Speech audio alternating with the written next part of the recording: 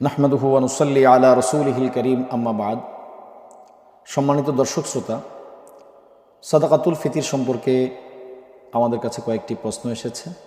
আমরা গুরুত্বপূর্ণ এই কয়েকটি প্রশ্নের উত্তর দিতে যাচ্ছি। একটি প্রশ্ন হলো, সদকায়ে ফিতির কাদেরকে দেয়া যাবে? এক্ষেত্রে বিষয়টি ভালো করে বুঝতে হবে। যার কাছে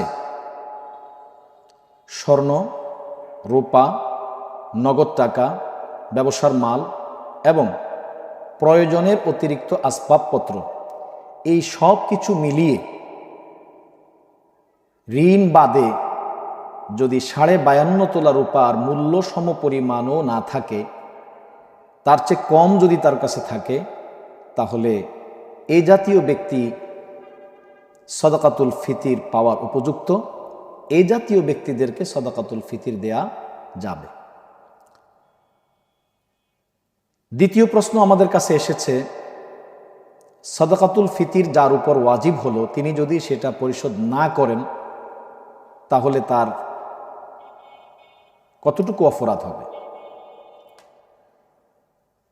যেহেতু সাদাকাতুল ফিতির সামর্থ্যবান ব্যক্তির উপর ওয়াজিব এবং অত্যন্ত গুরুত্বপূর্ণ একটি বিধান, কাজেই ওয়াজিব হওয়া সত্ত্বেও যদি কেউ এটি পালনে অবহেলা করে, পালন না করে, তাহলে অবশ্যই তিনি গুনাহগার হবেন, বড় ধরনের অপরাধ সাব্যস্ত হবে, কবিরা গুনাহ হবে। কাজেই এই বিষয়ে যার উপর ওয়াজিব হয়, বিষয়টি জেনে অবশ্যই যেন আমরা পরিশোধ করি, সে বিষয়ে আমরা যত্নশীল থাকব।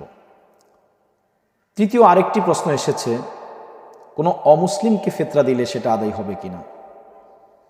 শুধু এটি নয়, জাকাতের ক্ষেত্রে এবং ফিতরার ক্ষেত্রে, এ জাতীয় ক্ষেত্রে এবং যে সমস্ত সাদাকা এবং দানগুলো শরীয়ত নির্ধারণ করে দিয়েছে, এই জাতীয় দান সাদাকাগুলো কোনো অমুসলিমকে দেওয়ার সুযোগ নেই।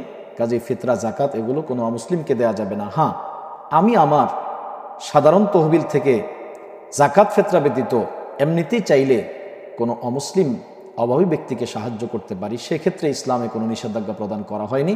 বাকি যেহেতু সাদকাতুল ফিতির এবং জাকাত এগুলো ইবাদতের অন্তর্ভুক্ত, এই জাতীয় বিষয়গুলো থেকে তাদেরকে দান না করা বা তাদেরকে প্রদান না করাটাই উচিত হবে। আল্লাহ পাক আমাদেরকে বোঝার তৌফিক দান করুন।